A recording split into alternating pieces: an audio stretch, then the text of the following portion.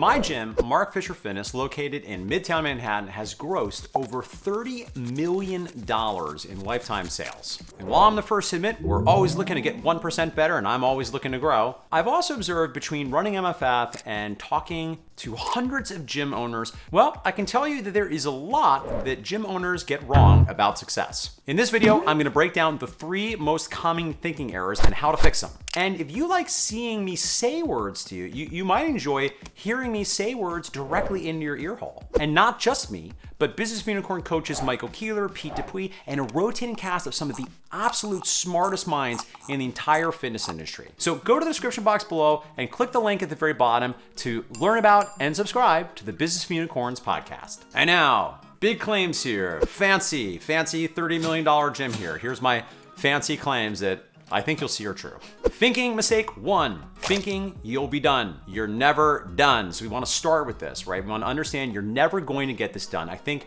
this is something that becomes apparent the longer you've had your facility. And Mark Fisher Fitness is past 10 years at this point. But too often I see gym owners saying, oh, I'll just be happy when I get done with this project or this thing happens. But here's the real talk. Your staff will turn over. Almost no one is going to be there forever, particularly if you're around for a long time. So you're going to have to get good at hiring and onboarding and just prepare emotionally for turning over staff. Marketing is going to change. You can't rely on one platform for forever. I think we've all seen things have changed dramatically in the last 15 years, even just since I've been in the game. Facebook and Instagram are still working, but TikTok is hot on their heels. Google's still obviously the #1 game, but with ChatGPT 3, it looks like Bing is going to really take a swing at it. Your service is likely to change over time. The reality is what the market wants and potentially even your beliefs as a fitness professional and your understanding of what people want as a business owner is going to evolve. We've also seen front offers really change. The free 6-week challenge, it was ubiquitous in a lot of markets, seems to be burnt out, not in all of them, but in many of them. And of course, your SOPs are never done. This one I think is really challenging for people because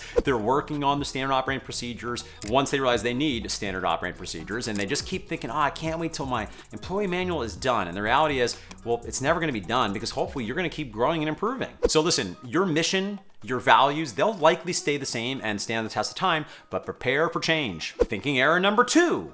Thinking that next month or next quarter or next year will be the year where then I'll really feel comfortable paying myself and taking some money out of the business. No, this doesn't work. You have to pay yourself. You got to pay yourself first. We've all heard the metaphor on the plane about putting your own oxygen mask on first. This is very true here. The reality is if you don't, you're not going to make it long term. You will burn out. Your mindset, your heart, your emotional state, it's going to be infectious. Part of your job as the business owner is to protect your confidence and protect your energy levels. So if you're feeling aggrieved and you're really stressed about money and you don't feel like you're actually being compensated for the work and the risk that you've taken by opening up a small business, that's gonna have a negative impact on your team. It's gonna have a negative impact on your clients. It's gonna have a negative impact on your family. It's gonna hurt your ability to sell. It might even have a negative impact on your health. Now, I know this one is a tough pill to swallow sometimes, but your solve here is you have to commit to understanding finance. At Business for Unicorns, we recommend using Profit First, which I think is a very savvy and helpful cash management system for small businesses. And you got to be willing to make some hard choices here, right? You have to be honest. If part of what's getting in the way is you're not making enough money, assuming fulfillment is good, assuming you are good at offering your services, well, then you've got to commit to just getting good at marketing and sales. Even if you don't like it, you've got to find some way to learn how to like it. You can't just throw money into an agency. You can't hire some mythical salesperson who's going to drop out of the sky and need no training and accountability. And on the other side, you have to control your expenses. And sometimes that means taking a hard look at your P&L, taking a hard look at the ratios, and making some challenging decisions as far as how you've chosen to staff the place and in some cases, how you've chosen to pay people.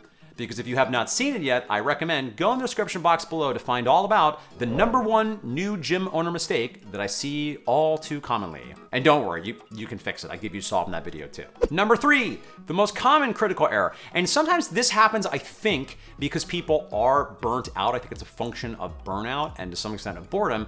And that is thinking you've learned enough and taking your foot off the learning gas. Everything is always changing. Things are always evolving over time and faster than ever. You've got to be paying attention to what's going on in the broader economic environment, the way technology is changing, trends in the industry. If you get bored of running your business business and you're bored of your business isn't boring, you're boring. And you're not only gonna flatline, you're gonna start to go backwards. Your business is going to probably contract. Your beliefs, who you are as a person, the way you move in the world, what you think is possible, those are gonna be a meaningful rate limiting factor on your business. So you've gotta keep growing your skill sets and developing your mindsets. And importantly, you have to keep learning about the right stuff. So I think a corollary to this, another mistake I see is thinking that your business is gonna improve when you get one more kettlebell certification. There's gonna come a point of diminishing returns where finding another incremental nuance in how you coach a deadlift is not going to translate to a better business or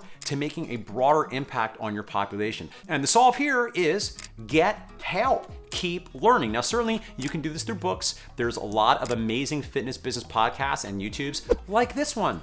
Why don't you go hit subscribe right now before you forget? There are tons of fitness biz specific events, which is amazing. That wasn't the case 10 to 15 years ago. And if you're looking for one devoted to gym owners just like you, well, click my video below all about the Unicorn Society. That is our coaching group that we offer through Business for Unicorns. My final note here, all three of these thinking errors, these mistakes, are really about mindset. They're really about expectations. They're really about setting yourself up for what's actually gonna happen if you anticipate being in business 10, 20, 30 years. Because listen, you're not gonna make, as a gym owner, $30 million in a single year. There are entire brands and chains that aren't gonna make $30 million in a single year. This game is about stamina.